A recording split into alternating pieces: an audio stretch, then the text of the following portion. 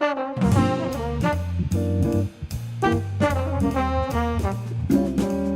celebration of neighborhood, Clarissa Street 2015 and beyond. This is the theme of the upcoming 20th Clarissa Street Reunion Festival, a tribute to the people and places comprising the neighborhood's rich history. My name is Jose DaCosta. I'm a 20-year resident of Cornhill and a member of the Clarissa Street Reunion Committee. On behalf of the Reunion Committee, I invite you to participate in our 20th anniversary reunion, a celebration of neighborhood. This landmark reunion will be held on Saturday, August 15, 2015 on Clarissa Street. Given the theme, we invite people from all Rochester neighborhoods to join us to celebrate neighborhood across the city. We invite you to Cornhill on August 15th, for Cornhill is the oldest residential neighborhood in Rochester. Once known as the Third Ward, Cornhill is the showplace of Rochester's past, and Clarissa Street is one of Cornhill's most historic streets. Originally named Caledonia Avenue by early Scottish settlers, the southern portion of the street was renamed Clarissa in 1844. By 1930, all of Caledonia Avenue had been renamed Clarissa Street. Let me give you a flavor of the neighborhood's rich past. As early as 1810, freed black slaves were living in western New York State. Rochester's first African-American neighborhood was located in the Clarissa area, then called High Street. In 1830, Reverend Thomas James, an escaped slave, founded the Memorial African Methodist Episcopal Zion Church. Then located on Favor Street, the church became a center for the Underground Railroad, for Frederick Douglass's abolitionist newspaper, the North Star, and for the women's suffrage movement. Relocated to its present home in 1975, AME Zion Church remains Rochester's oldest ongoing African-American institution. By the mid-20th century, Clarissa Street had become a robust commercial corridor within Cornhill. Once known as Rochester's Broadway, it was a true melting pot of people of varied backgrounds, African-American, Irish, Jewish, Italian, and others. This vibrant neighborhood had a full spectrum of businesses and organizations, including the Gibson Hotel, Rochester's only black-owned hotel, Latimer's Funeral Home, Rochester's oldest black-owned business, Ray's Barbershop, Scotty's Pool Hall, Smitty's Birdland, LaRue's Restaurant, The Lot's Tavern and Dan's Tavern, later known as Chef's, now the Clarissa Room. There was a community newspaper, a deli, a bakery, a meat market, a billiard hall, a fraternal lodge, Flower City Lodge, aka the Elks Club, in the building now occupied by the Flying Squirrel. There were restaurants that specialized in New Orleans cuisine and Southern style cooking, ice cream parlors, beauty salons, and barbershops. The African-American YWCA was founded at 192 Clarissa Street.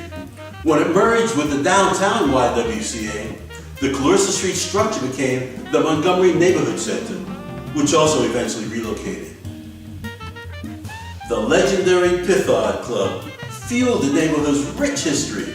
It featured many jazz giants, including Miles Davis, John Coltrane, Jimmy Smith, Sarah Vaughan, Dakota Staton, Jimmy McGriff, Jack McDuff, Duke Ellington, Cannonball Adderley, and Wes Montgomery, as well as hometown greats Chuck and Gap Mangione, Roy McCurdy, Pee Wee Ellis, just to name a few.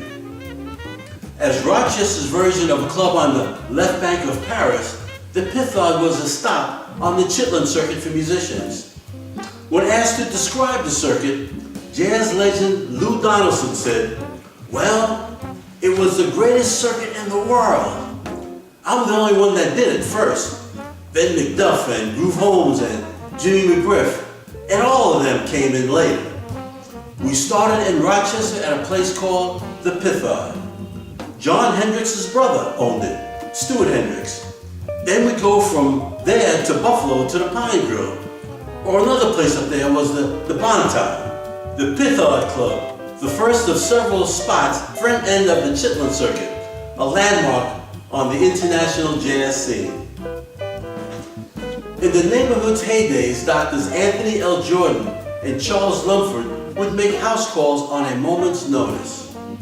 Chuck Price, Rochester's first African-American police officer, with fellow officers, greeted neighbors on a first-name basis while on patrol. Just a glimpse of the neighborhood's rich past.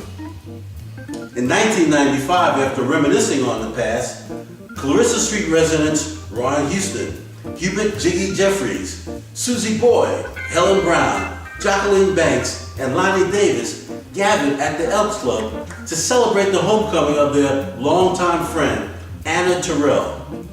Over time, they were joined by John Ashford, Joan Coles Howard, Alton Owens, Joyce Allen, and Gloria Winston Al-Siraj. And the Clarissa Street Reunion Committee was born. The first reunion was held on Saturday, August 24, 1996. It attracted more than 10,000 people. Some came as far as Hawaii and California, Arizona. Presentations were made to Roy McCurdy, a hometown music hero who became one of the great drummers of the jazz world. Brother Jack McDuff, the renowned jazz organist often featured at the Pithard, was the headliner act for the festival. Since that inaugural gathering in 1996, the Clarissa Street Reunion has become one of Rochester's eagerly awaited events. The Reunion Committee is committed to keep it alive and growing. We are undertaking this fundraising campaign to achieve two key objectives. First, to fund the improvements planned for the upcoming 20th Anniversary Festival. And second, to create a vision fund to finance several initiatives that advance our vision of a revitalized Clarissa Street. Regarding the festival improvements, your support will enable us to attract top-tier music artists to reinforce the significance of this 20th anniversary. The lineup being developed for the jazz, gospel, and R&B stages will be a truly memory-making one. The fourth stage is planned for a youth-oriented music fest to include Battle of the Bands competition of local talent. The fundraising will enable us to increase the annual scholarship award to $5,000 from $1,000.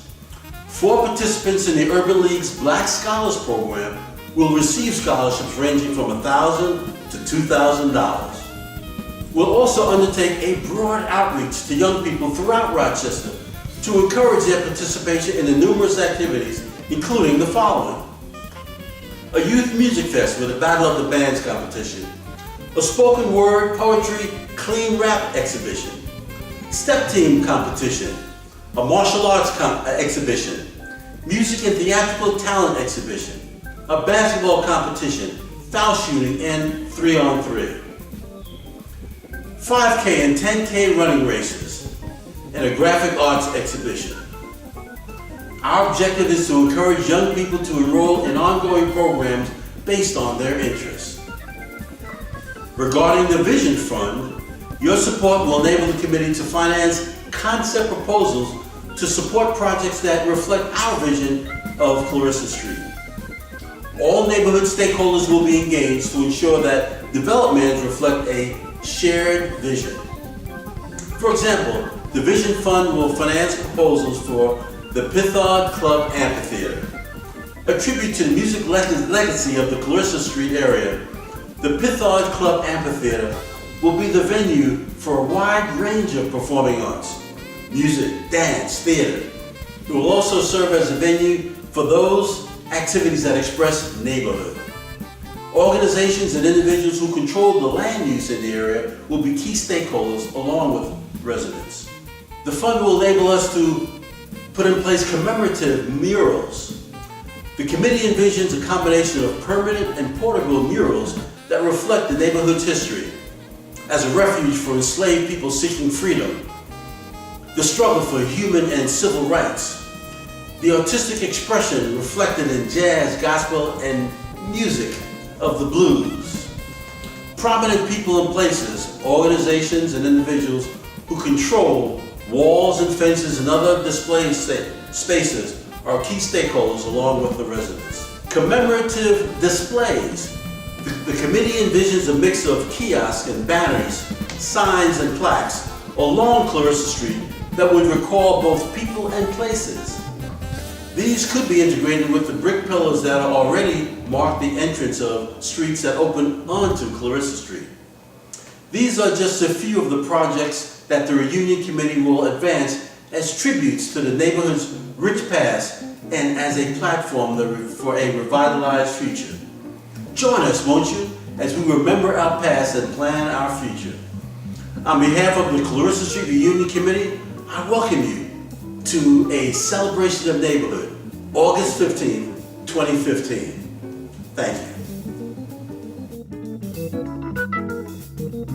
you.